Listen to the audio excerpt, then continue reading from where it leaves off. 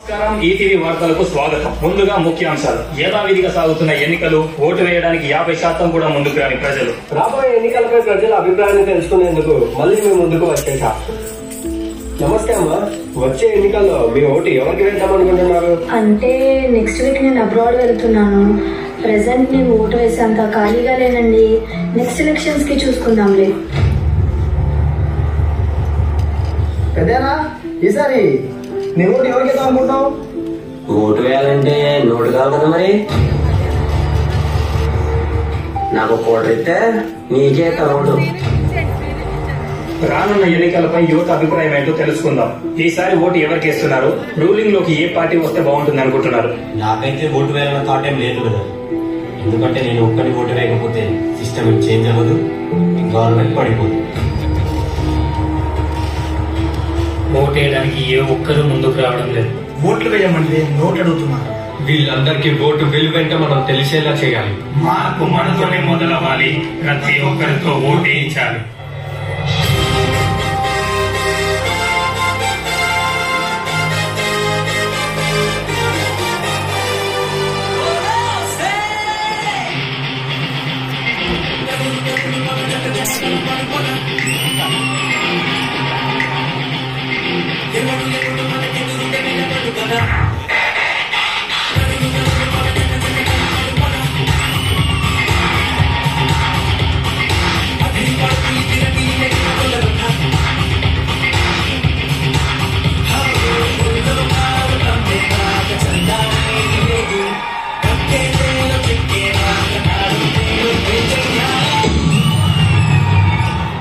ఓటంటే note కాదు, బాటిల్లో మందు కాదు, నీ అరచేతి చూపుడు వేలితో నిలదీసే హక్కు.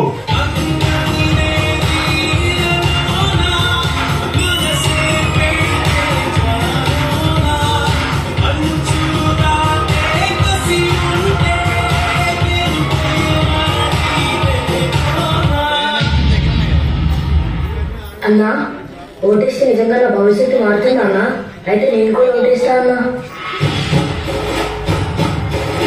మార్పు మొదలైందిరా.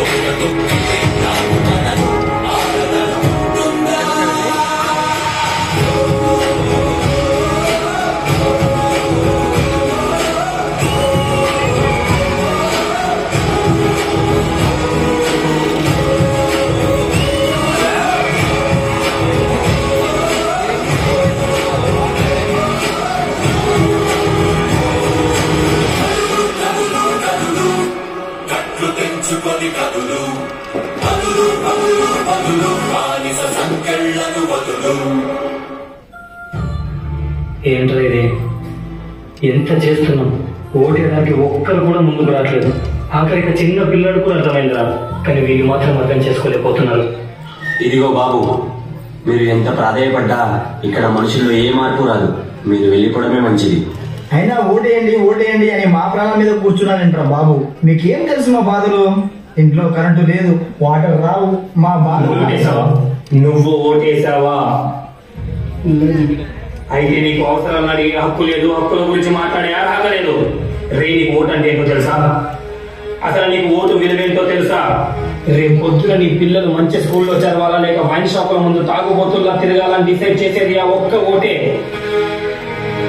ఆరోగ్యం బాలేక మీ అమ్మా నాన్న మంచాల పడితే వాళ్ళకి మంచి హాస్పిటల్లో ట్రీట్మెంట్ అందించాలా, లేక మార్చరీలో పడుకోబెట్టాలని డిసైడ్ చేసేది ఆ ఒక్క ఓటే. గుర్తు పెట్టుకో, ప్రతిరోజు నువ్వు అనుకున్నట్టు ఉండదు. అదృష్టం బాలేక స్ట్రీట్ లైట్ ఆగిపోయో, రోడ్డు బాలేక యాక్సిడెంట్ అయ్యో నువ్వు పోతే, నువ్వు చచ్చాక నీ కుటుంబ బాధ్యతలు వహించి అండగా నిలిచే ప్రభుత్వాన్ని ఇచ్చేది ఆ ఒక్క ఓటే. నేనొక్కని ఓటేపోతే ఏమవుతుందిలే అని మీలో చాలా మంది అభిప్రాయం. కానీ ఒక్క ఓటు వేయకపోవడం వల్ల జరిగే నష్టం ఏంటో తెలుసుకుంటే ఖచ్చితంగా మీ అభిప్రాయాన్ని మార్చుకుంటారు. మీరు వేసే ఒక్క ఓటు తేడాతో కొందరి పదవులు కూలిపోతే అదే ఒక్క ఓటు తేడాతో ప్రభుత్వాలు సైతం కూలిపోతాయి. ఒక్క ఓటు 2 అక్షరాలు.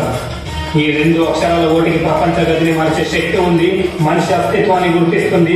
ఎంతటి పెద్ద వ్యవస్థ మార్పుకైనా నాంది పలుకుతుంది. ప్రజల మనోభావాన్ని ప్రకటించుకునేందుకు మీ దగ్గర ఉన్న ఏకైక ఆయుధం ఓటు. రాజకీయ పార్టీల జాతకాన్ని మార్చాలన్నా, రస్తు పట్టిన వ్యవస్థకు చరమగీతం పాడాలన్నా మీ అందరి అరిచేతి చూపుడు వేలులో ఉన్న వజ్రాయుధం ఆ ఒక్క ఓటే. ప్రజాగలం వినిపించాలన్నా, ప్రజాస్వామ్య వ్యవస్థ పదిలంగా ఉండాలన్నా ప్రతి ఒక్కరూ విధిగా మీ ఓటు హక్కును వినియోగించుకోవాలి. మీరు వేసే ఒక్క ఓటు ప్రభుత్వాలను పడగొట్టగలదు, ప్రజాస్వామ్యాన్ని నిలబెట్టగలదు. ఒక్క ఓటు వేయకపోవడం వల్ల జరిగే పరిణామాలను పరిశీలిస్తే మీ చూపుడు వేలు శక్తి ఏంటో తెలుస్తుంది. ఏ వేలితో అయితే ఓటేశావో అదే వేలితో నిలది. అప్పుడు చూస్తా నీ బాధలు ఎందుకు తీరవు. ఓటు వేయడం నీ బాధ్యత, నా బాధ్యత, మనందరి బాధ్యత.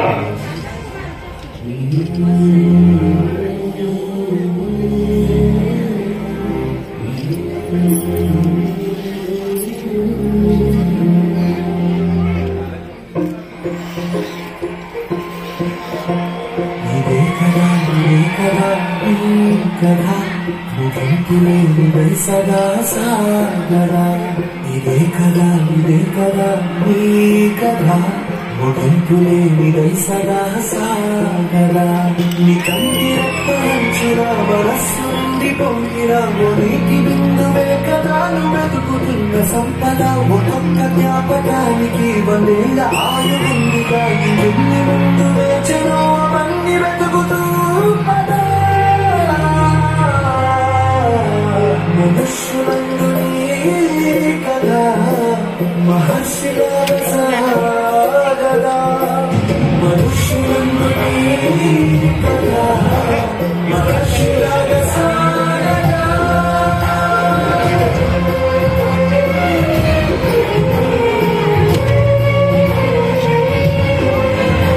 ఓటు వేయడం నీ బాధ్యత, నా బాధ్యత, మనందరి బాధ్యత. మనుష్యులందు కదా మహర్షిలాగా సాగదా.